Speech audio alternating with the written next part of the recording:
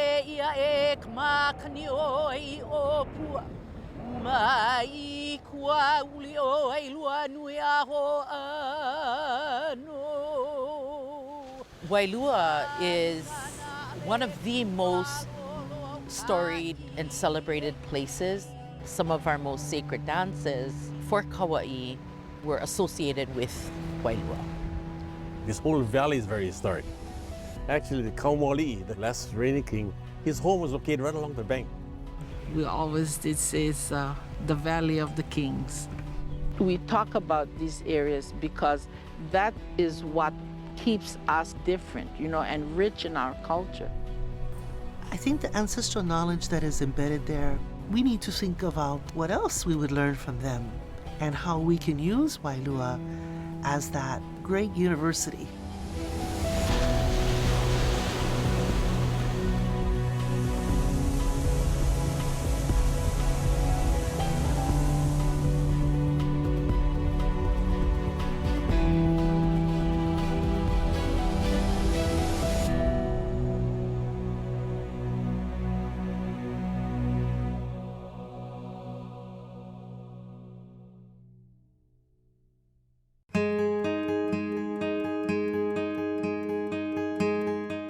Situated on the island of Kauai, Wailua is one of Hawaii's most storied places.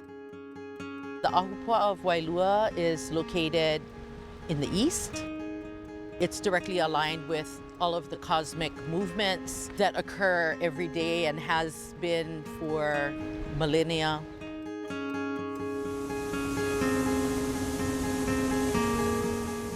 Wailua is one of the most storied and celebrated places, so it's well documented. That kind of availability of information is really a clear indication that to our kupuna, it must have been a place extremely important.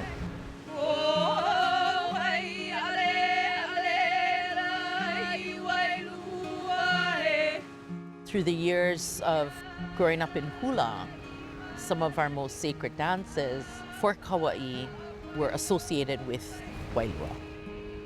In our mele oli or even kunihika mauna, you're talking about the width and the depth of this entire area, Kalaula mauka o kapa'a. See, from kapa'a, you can see no, you can see waialeale, makaleha. And so in our mele oli and mele hula, we talk about these areas.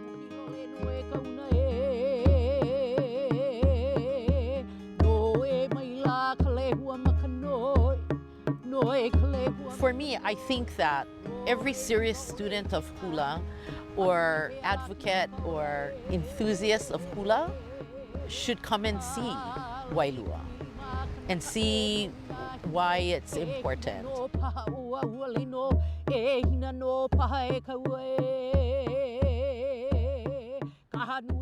A lot of different, very well-known people came through Wailua.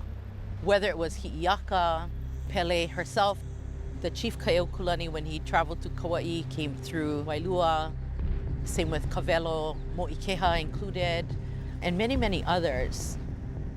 As the spiritual and political center for Kauai, Wailua was home to generations of ruling chiefs. These ali'i trace their lineage back to some of the most prominent Hawaiian genealogies. Kumuhonua is a genealogy like Kumolipo that starts the beginning of the world kind of thing. When we look at Maveke, he comes through that Kumuhonua lineage. He's an Ahu chief, and his lineages, his children, his grandchildren, are chiefs of Oahu and chiefs of Kauai. In the story of Moikeha, and his grandfather is Maveke, he leaves Oahu with his brother Olopano. They sail south, eventually to Tahiti. Olopana stays in Tahiti, but Moikeha comes back. So sometimes people think, oh, Moikeha is just from Tahiti. No, he's Oahu lineage. And when he comes back, and he woos the wahine of Kauai, the high chiefess, Ho'ipo Ikamalanae. They have their children there in Wailua, but he decides that his children are not of high enough lineage to rule Kauai. And so he calls La'a. Now, La'a was born on Oahu his father is from Oahu, but his mother is from the Kauai kahuna. And he sails south with Olopana and Mo'ikeha to Tahiti. When he leaves Oahu, he's just called La'a. When he comes back, he's called La'a Mai Tahiti because he came back from Tahiti. Upon La'a's return, he fathers 3 children, all of whom would become high ruling chiefs.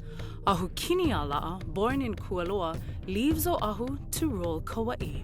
Ahukini's descendants there will become the Mo'i of Kauai. They will rule all the way down from his time to about 1400.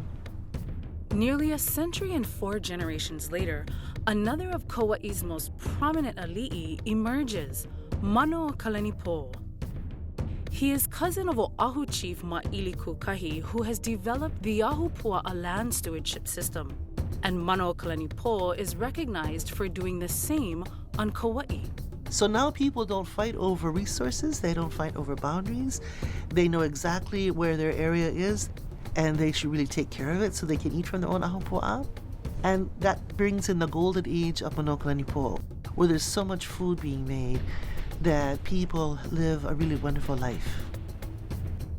Fast forward a couple of centuries, and the well-known Kawelo line rises to power.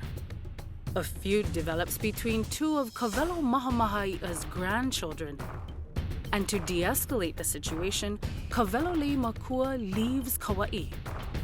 But then he hears that his mother is being mistreated back on Kauai. So he mounts an invasion, and he wins. But he doesn't kill Kawelo Aikanaka. He exiles him to Waimea. So the lesser chiefs went to live in Waimea, the highest chiefs to live in Wailua. It's the most sacred land of Kauai. In between the Kawelos and Kamwali'i comes Kuali'i of Oahu. Okay, his grandmother was Kawelo Lahuki. She's one of the daughters of Kawelo Mahamahia. And when they can't find a Kauai chief high enough to rule Kauai, who's male, they call for Kuali'i to come. As he's getting old and he's going to pass away, he separates out the land. The oldest son is going to get Oahu. The second oldest, Pelehulani, will get Kauai. So it is Pelehulani who is brought there now to take over from his father, Kuali'i, to be Mo'i of Kauai. And he decides that it is his granddaughter, Kamakahele, who will be the first Mo'i Wahine of Kauai, intermarrying with a Maui chief in the childless Kamwali'i. He was quite a brilliant guy, according to all people who met him. He really loved peace. He did not want to have a war with anybody. He was a great ruler of Kauai, and so people remember him for that. He was considered a good chief.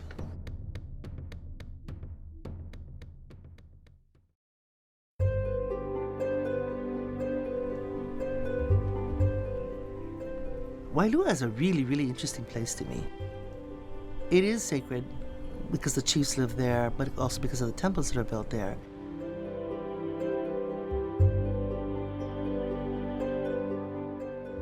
The curious thing for me, even when I was a child, was why does it have a high concentration of heiau?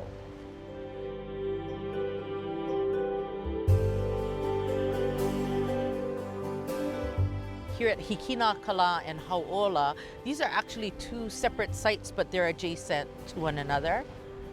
Hikinakala is directly aligned with the rising of the sun.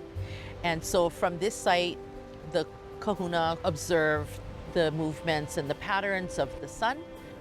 That was its primary role, was to track the movement of the sun and to ceremonially conduct rites and rituals as it related to the sun every day.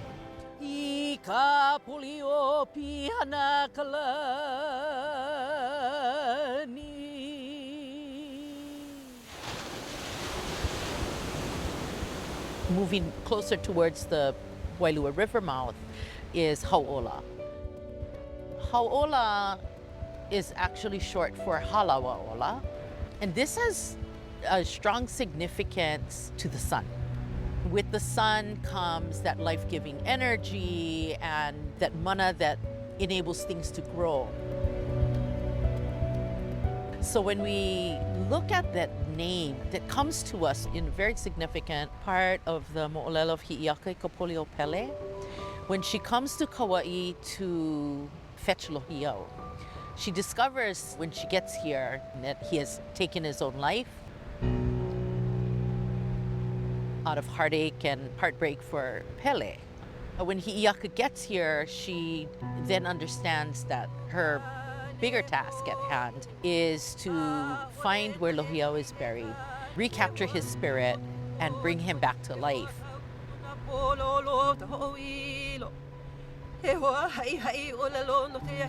And she brings him back to life through pule and la'au lapa'au and all of these different modalities of healing. After learning about that part of the story, it gave me a better understanding of this halawa'ola and why our kupuna came to places like this for rejuvenation of health and life itself. And so this hau'ola serves that same purpose. And then across of Ka'ohala Bay is kukui heau. They all have different functions, specific functions. In older times, kukui heau was a po'okanaka heau. And then more recent use and function of kukui was for navigation. And then across the street is another heiau, a very large one in fact, which is more than 2 acres in size. And on Kauai it is more commonly referred to as Malai heiau. And people like to make the comparison of marais and Malai, but its formal name is Malai Ha'akoa. And Malai Ha'akoa was the prophet and seer, or the kaula, that has a very prevalent part in the mo'olelo of Pele and Hi'iaka as well.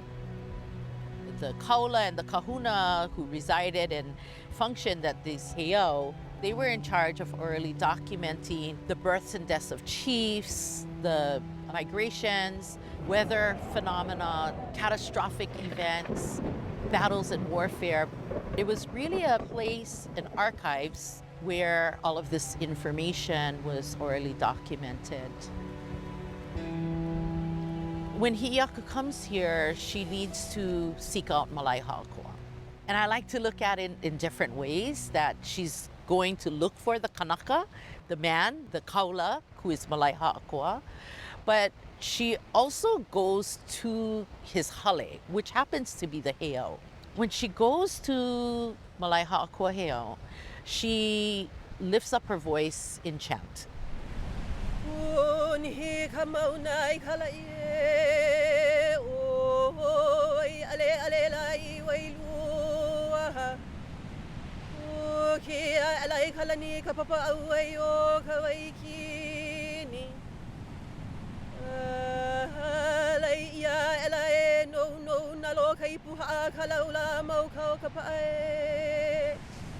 And that's where we first see this chant done, Kunihi Kamauna. And so when we look at the text of Kunihi Kamauna, which is known worldwide, it's so important to see her citing of the different landmarks, mountains, and water sources. And so when I look at that chant now, I see it a lot different. I see it as a goddess, a deity, who knows that this is not her place. So she humbly asks for permission to enter into the island and to be able to access these life-giving sources of water. She's going to need this to bring Lohiau back to life.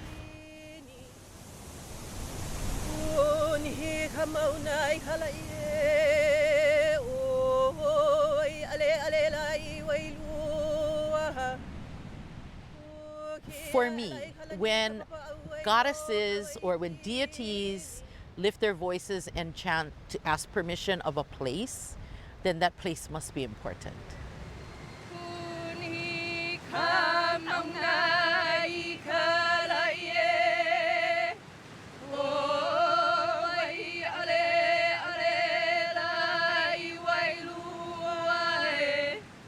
So in time, Halau adopted this chant as a means for the haumana to ask permission to enter. And I do believe that that was Hi'iaka's reason for chanting Kunihi Kamauna, was to ask permission to enter into Kauai for the purpose of bringing Lohiau back to life.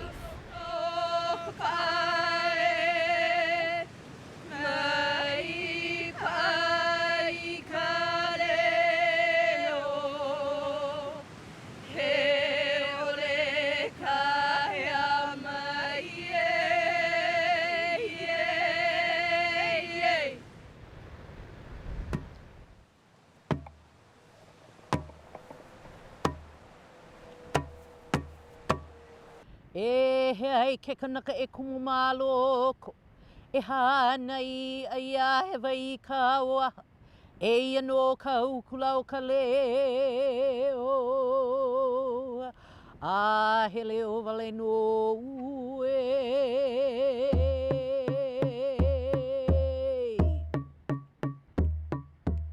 And then moving further up, Holoholoku, which is a royal birthing center. And our last sovereign king of Kauai, our paramount chief, Kaumuali'i, was the last one to be born there at the royal birthing stones. Built into the hillside, and there's a Japanese cemetery up there now. That hill is called Pu'uki'i. It's really where La'amaikahiki deposited the first pahu drum. And so that is where the traditions of Kauai's temple dances and drum dances originate in Wailua as well.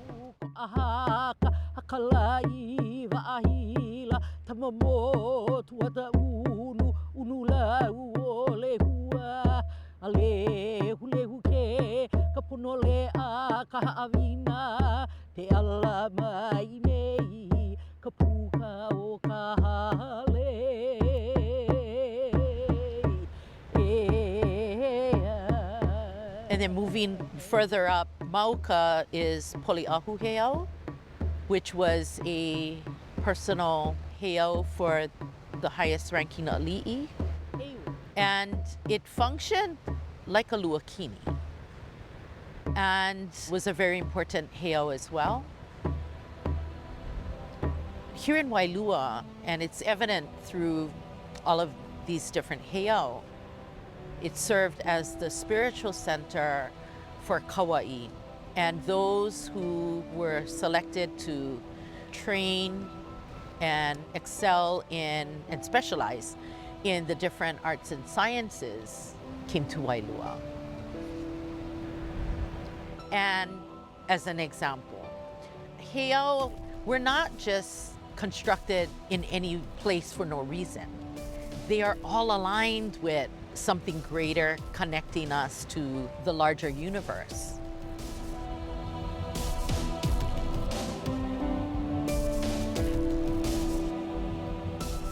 We still recognize that places like Hikinakala and Hauola and other heiau are aligned with greater things in the universe.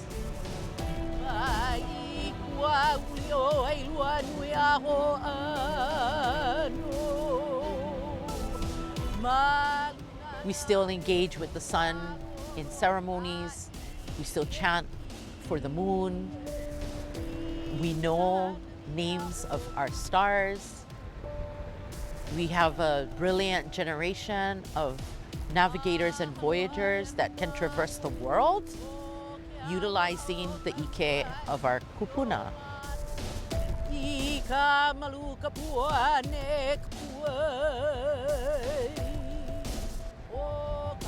Just seeing all those Hi'iaka colors come out in the clouds, and it has to do with when all those cloud tips, all the fringes start turning pink and orange. It's like, okay, that actually recharges me because it's magnificent to be able to be in that life force.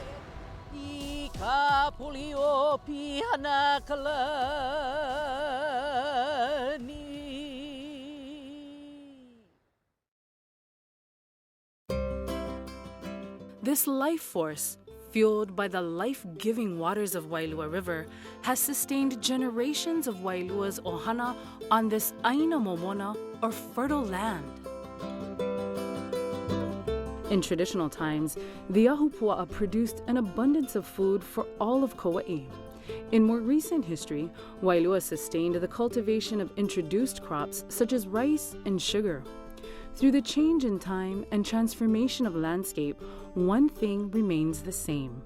The bounty of this Aina Momona provides for and impacts both those in and well beyond Wailua. Sharing the stories and places of Wailua's rich history and keeping this legacy alive is a passion for families like the Smiths, who have been doing this for generations. It's very historic. This whole valley is very historic. There's so many stories in this area. The royalty used to live all on this side.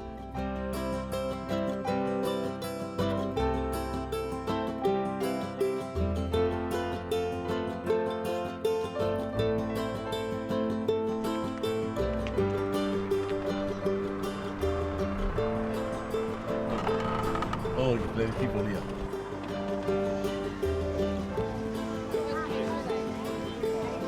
Hello, welcome. Just wait for a while.